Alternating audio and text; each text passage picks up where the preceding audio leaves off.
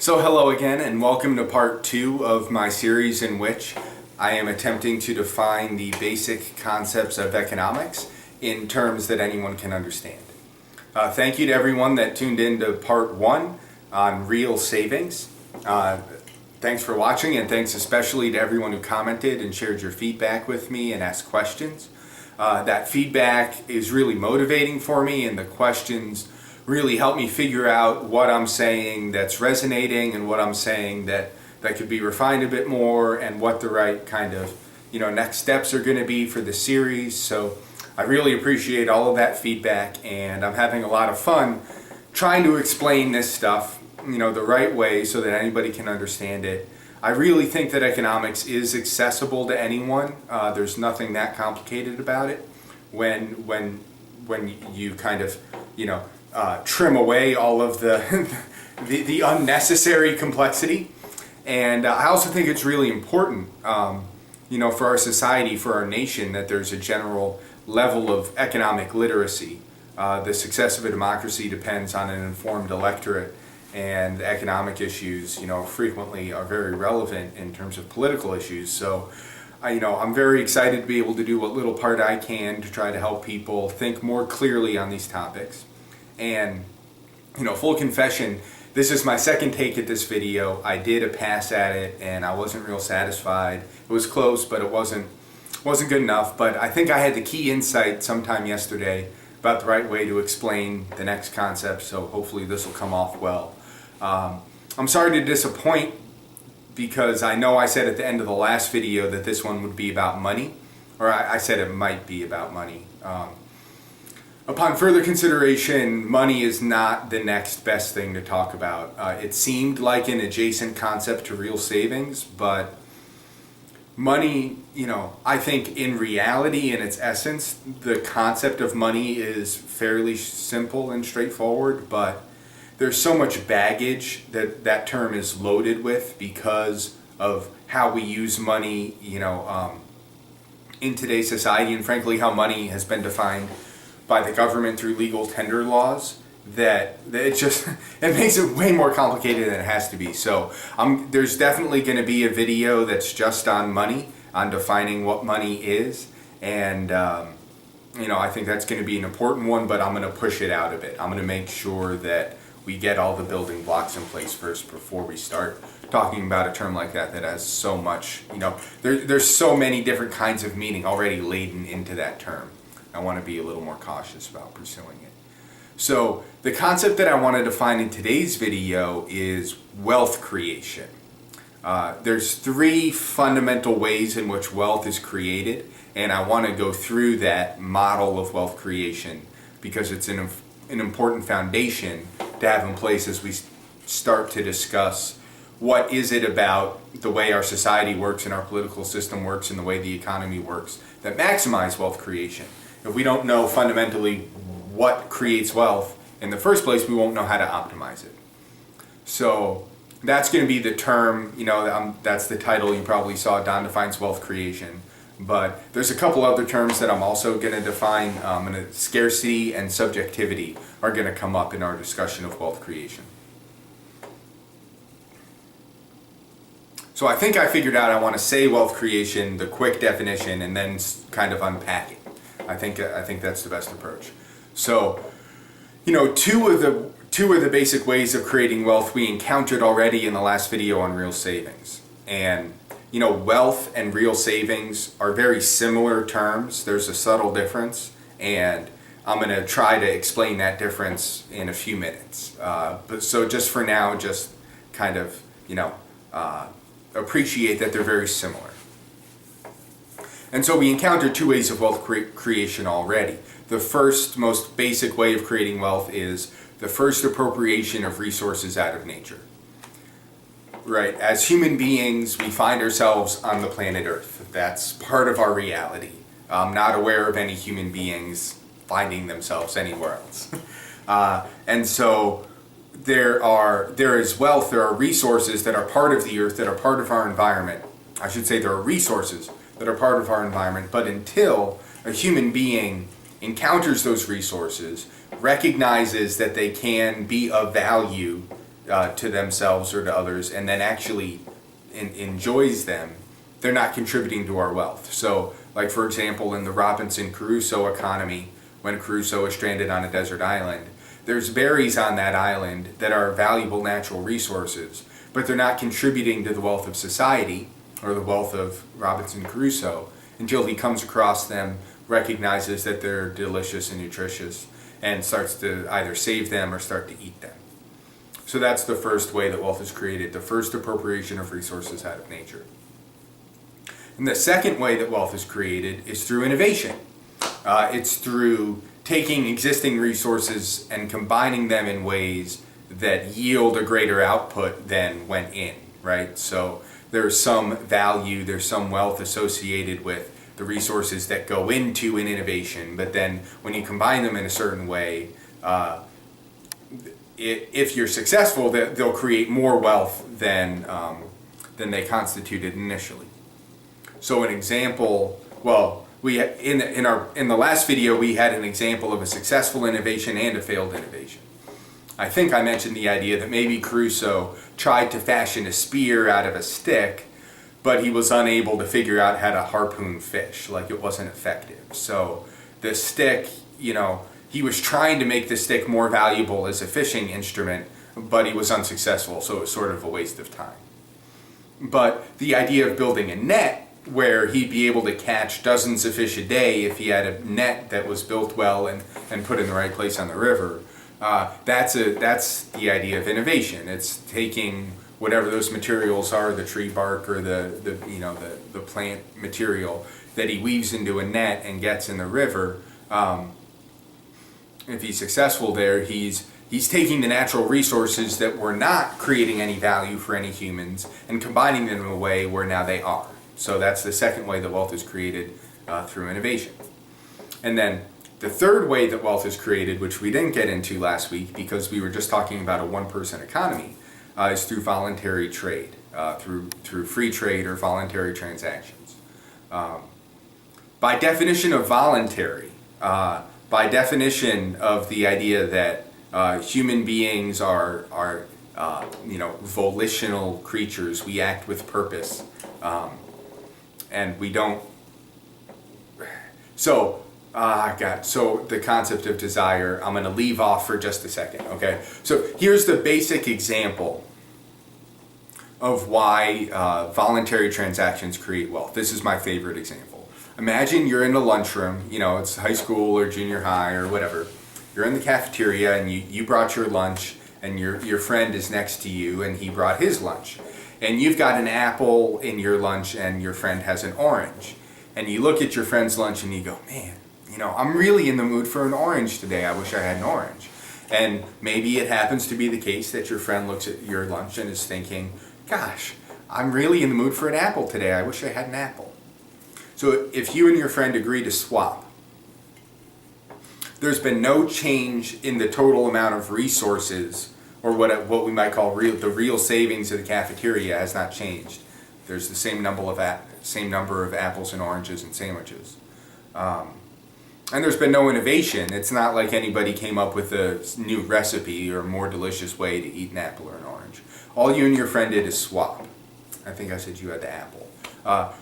But what happens is that, by definition of a voluntary transaction, you are through making that trade, you are demonstrating a preference for an orange over an apple.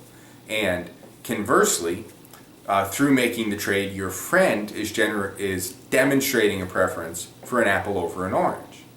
There's a very common misconception that trades occur because people agree on the value of what's being traded.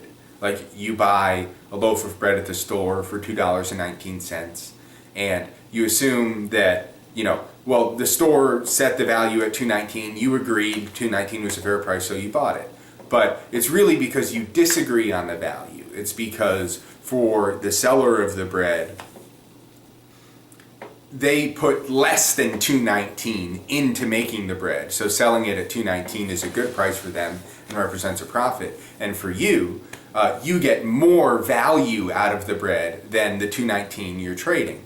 so buying the bread is good for you. So it's actually because you disagree on what the value of the thing that's being traded is that the trade happens. And it's because of that that every time such a trade happens, every time there's a voluntary trade, there's the effect of creating wealth. In that cafeteria example, after the trade occurs, if you ask me, am I better off? Has my net worth increased now that I have an orange instead of an apple? I'll say yes. And if you ask my friend, has his net worth increased now that he has an apple instead of an orange? He'll say yes as well. So this is just one of the beautiful properties of the free market and of voluntary trade, that if we can cooperate in a way where we respect other people's property rights and we don't force them to do things they don't want to do, and we just create an environment in which we have the option or the opportunity or the choice to collaborate and to trade, beautiful things can happen. But this gets us into the idea of subjective versus objective. And that's where I'm going to try to distinguish between the terms real savings and wealth.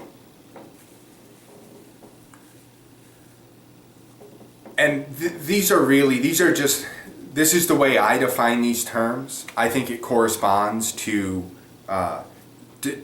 fundamental things in reality, but it's sort of semantics. Someone else might define real savings or wealth differently, and they're not like wrong. It's just you have to pick a way to try to describe the fundamental things. And fundamentally, there's a difference between, measuring berries in terms of the number of berries that you have, or the number of ounces of berries that you have, or the number of barrels of petroleum that you have, or even the number of factories that produce textiles or cars that you have.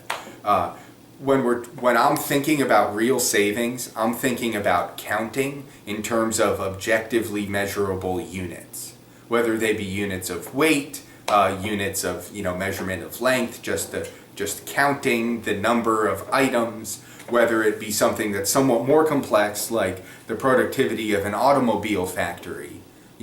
Having more factories is more, so factories is not the example I should use, because a factory is actually capital rather than savings. It's the cars that are produced from the factory that are the finished good that really are more properly thought of as part of our stock of savings. Capital goods are goods that are used in the creation of other goods that are then demanded by consumers or by other people. But the point is that there's a reality to the physicality of those resources that's different from the value they create for human beings. Like the apples and oranges, you can move them around and create more value. So, for example, GDP, gross domestic product, is a number that economists talk about all the time. GDP is the output of the nation's economy. In the United States, we have a GDP every year of on the order of $14 or $15 trillion. So that's the dollar value of the production of the economy.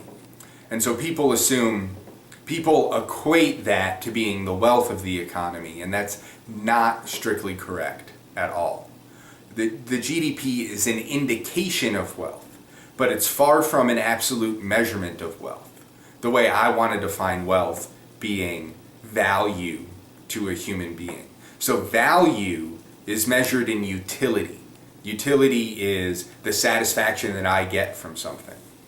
I might be a Buddhist, some kind of monk, and I get the most utility from having very few physical possessions and just having, the space of my monastery and the freedom to do my religious practices, right? So I actually might experience a disutility, a negative utility, or a loss of value from, say, a highway construction program that's going on in a community right near mine. That'll be part of GDP, the expense or however the city planners determine the value of building the highway. That'll be part of the production of that community. But And some people surely derive utility from it, but not everyone does. Some people even would derive disutility from it. So when we talk about GDP, we're just measuring exchange value, like that example with the bread, where that bread traded for $2.19. So objectively, at a given point in time, the loaf of bread had an objective exchange value. That is something that can be determined objectively. At that day at $2.19 it traded. But the wealth that it represents is subjective. That's in the eye of the beholder. Beauty's in the eye of the beholder. So wealth is really just not something that we can ever measure precisely. So when we get to money, money is frequently the unit of account for wealth. And what I'm trying to emphasize here is that just because we use it as the unit of account doesn't mean that money and wealth are the same thing.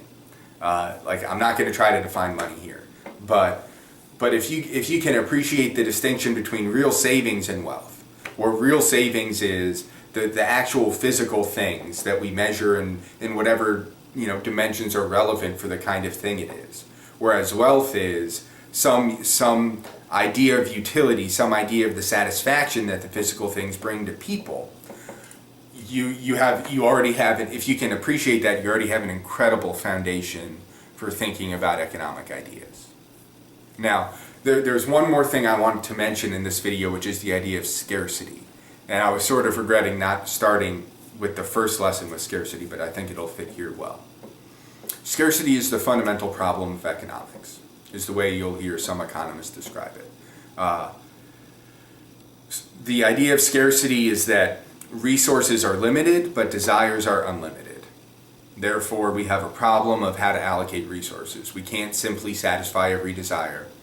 So there's always a question of how to make resource allocation decisions, how to take a limited amount of resources, a scarce amount of resources, and make the best decisions with them. Now, there's certainly, you can take a different point of view on that, and you can say, well, desires should not be unlimited. You should learn how to control your desires and how to want fewer things. Certainly that's the Buddhist approach. There's a lot of modes of thinking that support that kind of approach. But let's just say that even if you do limit all your desires, well, first let's just say that's outside the scope of economics. Economics is not about helping you. Economics does not show you what to desire. Economics just says, given that you have desires, how can we meet them? Economics doesn't judge your desires. But if you want to judge the desires, right, we can at least all agree that there's a certain amount of resources that everybody needs. You've got to eat, and you've got to drink, and you've got to have some shelter if you're going to stay alive. So objectively, there's a minimum amount of resources that everybody needs to consume. And that fact of human nature, the fact that you must consume in order to live, is related to a concept called time preference that we'll discuss in future videos. But I just wanted to distinguish between the objective needs that we all must have, the resources required to sustain your life, and then the subjective desires that we can put on top of that, which can go on infinitely. And I think it's hard pressed for anyone to tell anyone else that any desire is fundamentally right or wrong. There's not really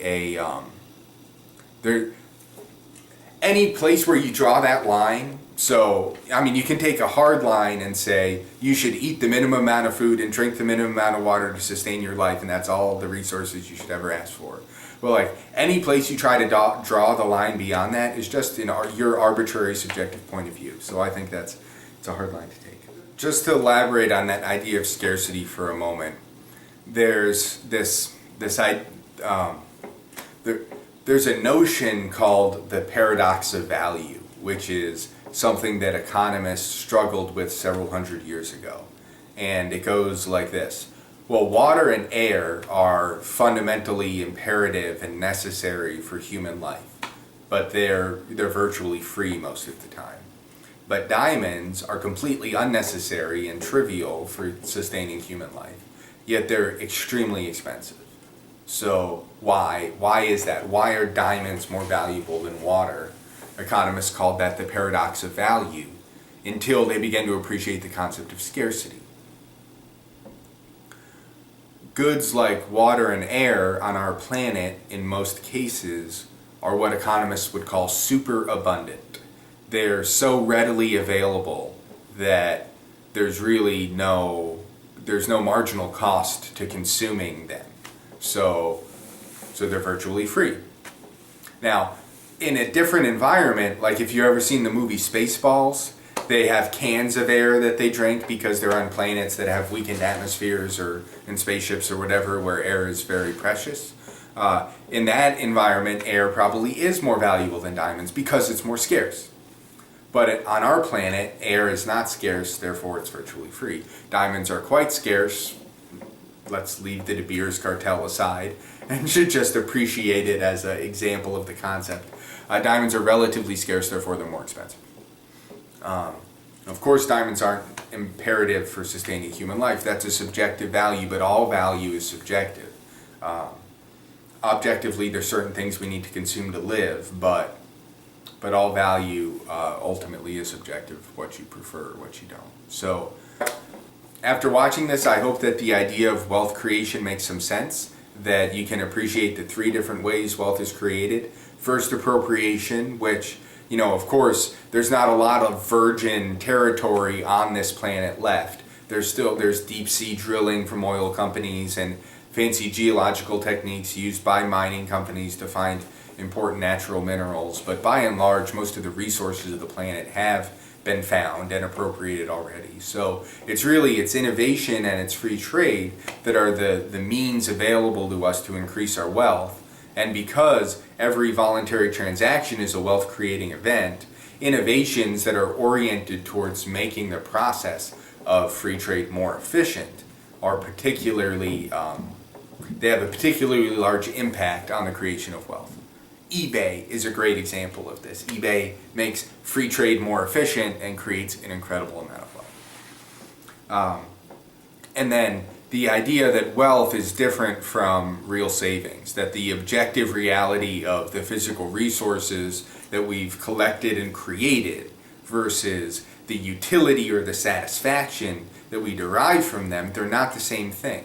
You can increase the satisfaction without really changing the resources. And the ways that we measure the resources are just indications of what the value is. They're never precise measurements of it. So I think that's enough for lesson 2. I hope you guys are still with me. Please share any comments, questions, feedback. I really love that interaction. And if you've got a question, I'm sure other people do too. So don't be shy about asking it. And thanks again for watching, and I'll see you next time. Take care.